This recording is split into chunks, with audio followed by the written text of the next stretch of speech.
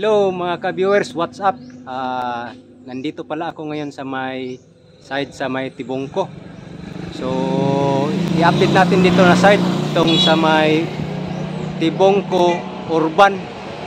So, ito kasing sa likod ko, ito yung part ng bypass road, 45.5 kilometer bypass road. So, connecting din ito sa may twin tunnel. So, itong side na ito is papunta po ito ng may Mahayag, Bunawan District, no. So nandito tayo ngayon dahil ating i-update itong area na ito. Dahil itong area na ito is ito yung side sa Tibongko Urban. Urban ang tinatawag nila dito. So malapit na ito sa may Ilyong Road. So nandyan lang, makikita natin ito sa ating drone shot. So dito na side sa may Urban is ang gagawin la dito kasi may existing na daan dito papuntang Panuntungan doon sa may National Highway, doon sa may Buhisan. So ito na yung papuntang Buhisan. So ang existing na daan dito is gagawin itong underpass. Ayan o, kita naman dito. Underpass ang gagawin dito. So papunta ng Ilyong Road. So makikita natin ito guys sa ating drone shot. So titingnan natin dito sa likod. So makikita natin dyan ang abutment, no? Nasa ibaba ang abutment. So meaning is underpass po ito. So ayan po, titingnan po natin sa ating drone shot dito sa may Urban, sa may Ilyong Tibongko na side. So okay, what's up mga ka-viewers?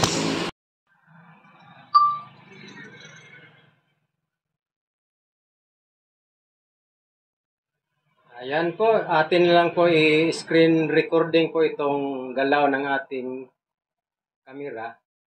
So ito na po yung part ng Urban, no? Dito sa Urban na dito sa may Tibongko na side. So ito na po yung kaganapan dito. Is nandito po yung construction. So nagtanong tayo dito kanina. So itong area daw na ito is yung sa Urban na ito. Sa malapit sa may Ilyong Road, no. So ito po kasi ang alignment dito ng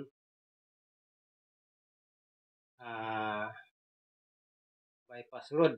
So malapit lang ito sa may Ilyong Road dyan. So makikita na dyan ang sa unahan ang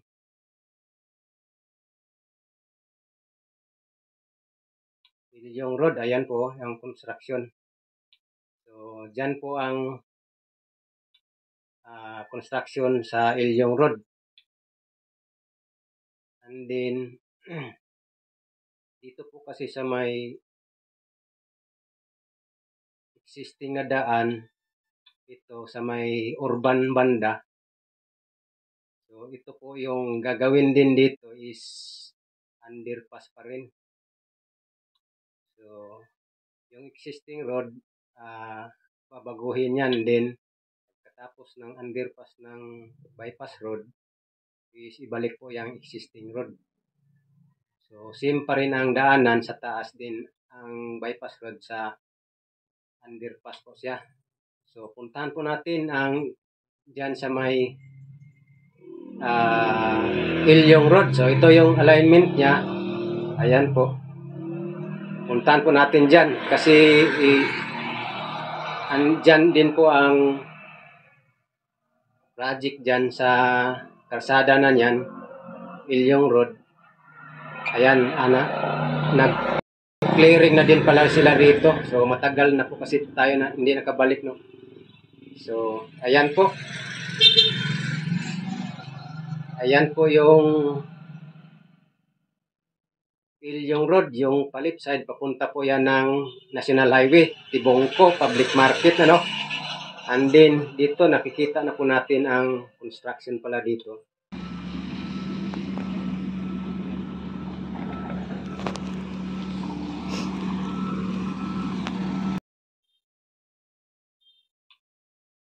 may hukay na pala. Kasi gagawin din itong underpass ito dito. Ayan, no? Oo. Saka makikita na po natin dyan sa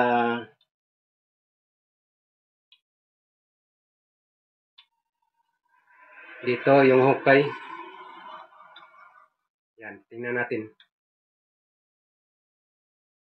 Ano po ito dito kasi underpass.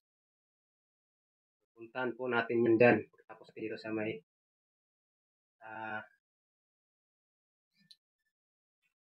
inaanan natin dito sa may urban. So, ayan po yung alignment. Papunta na po yan ng Mudyang.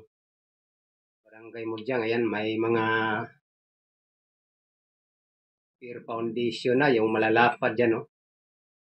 Ayan. Ayan po.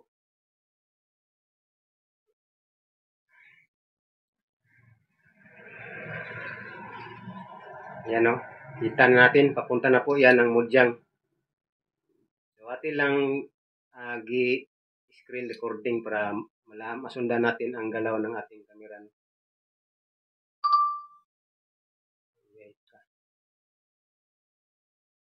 Ayay ka.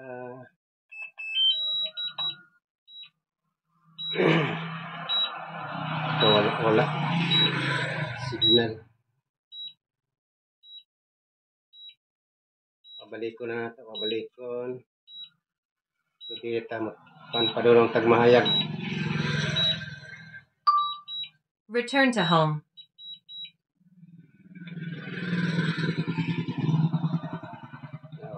So ito, pabalik po tayo dito sa may urban side.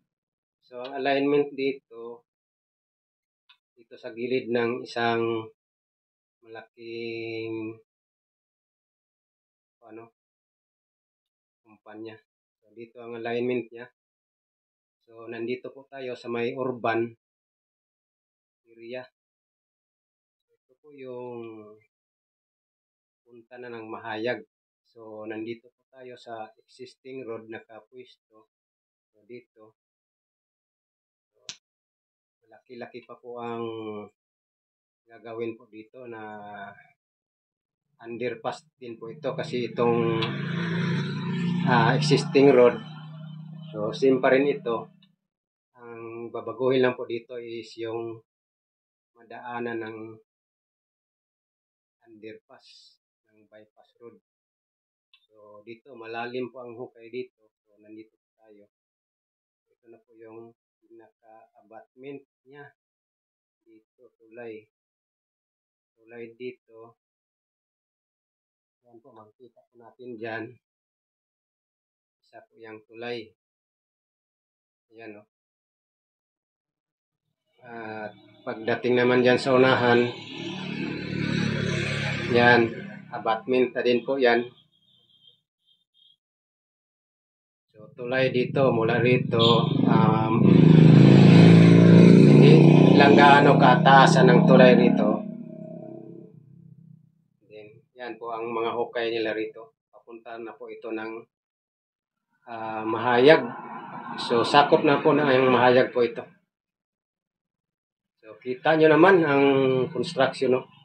Grabe ang excavation at mga paghuhukay para lang dito sa foundation, no? Ayan. So, makikita natin dito ang mga foundation na baon talaga, no? So, pinuntahan po natin dito para makita nyo sa nakakaalam dito na project, no? So, ito po ang sitwasyon. Grabe talaga ang hukay rito. So, ayan po. Ito na po yung alignment papuntang Mahayag, Bunawan, no? Ayan, no? Yung nakaraan, nandito man tayo galing. So, ito na po yung Mahayag area. Ayan po. So, hindi na lang tayo tutuloy dyan. Tingnan na lang natin sa ating drone shot. least makita po natin ang construction dito. So, ang contractor po kasi dito is yung CRBC, China Road and Bridge Corporation. So, ayan po, ito po yung project dito no, sa may area ng Tibongko, Mahayag. So, papunta na po ito ng Bunawan. So, hoping po tayo na matapos po ito kahit hindi man tapos lahat.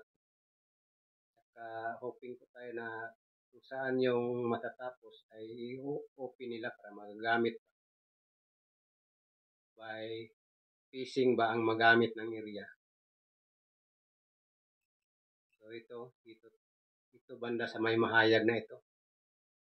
So, yan, pinakita ko na lang po sa inyo mga ka-viewers at shout out sa mga taga rito sa nakakaalam nitong project na ito. Hindi talaga ito basta-basta na project, no.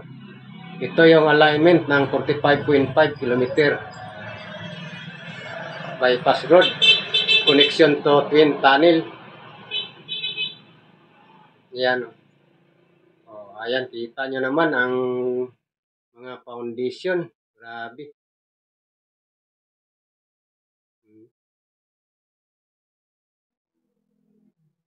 Ayan. So, marami silang materialis dito. Ayan. Oh, diba? So, shout out lang sa taga dito, taga Ilyong, Tibungko. So, ito na po yung construction dito, no? Bypass road po ito. Project po ng DPWH. Ayan, no? So, itong parte daw dito, ang tawag sa lugar dito is urban. So, nagtatanong po tayo dito, yung dumadaan dito na presidente.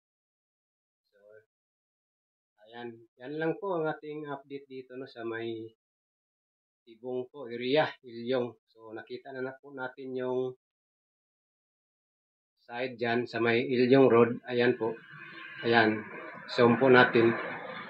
Yan po, dyan ang Ilyong Road. So, may hukay na po dyan. Yung Ilyong Road na yan is underpass po ang gagawin dyan. So, ang bypass road is underpass siya magdaan. Yung Ilyong Road, existing road pa rin ang sistema dyan. So, maganda. Magandang project ito. So, ayan po. Balik na po tayo. So, at least, makikita po natin dito ang project na ito. No? At balik-balikan lang po natin ito na project dahil subaybayan po talaga natin hanggang matatapos itong project na ito. So, ayan po. Ito yung existing road. Nandito po tayo, nakapwesto. Yeah.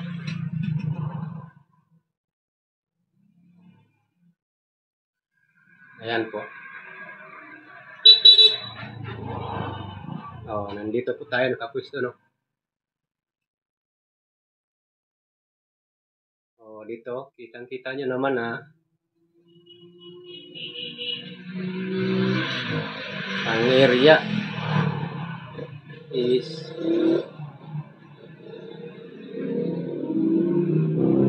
mababa talaga. Yan, no? Oh. Oh, ayan po. Oh.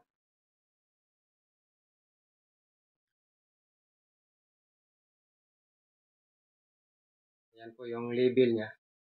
So, ayan po, hanggang dito lang po muna ang ating update dito sa may Tibongko na side, no? Sa may urban banda. So, dito po ang gagawin po dito is underpass po dito. Underpass po ang gagawin dito. So, ayan po. So, makikita po natin dyan ang masasakyan na dumadaan. So, So, ito po ang underpass dito. Ang gagawin dito, ayan o. Ayan, yung mga sasakyan. Underpass po yan. So, ayan po. Hanggang dito lang po muna ang ating update, no?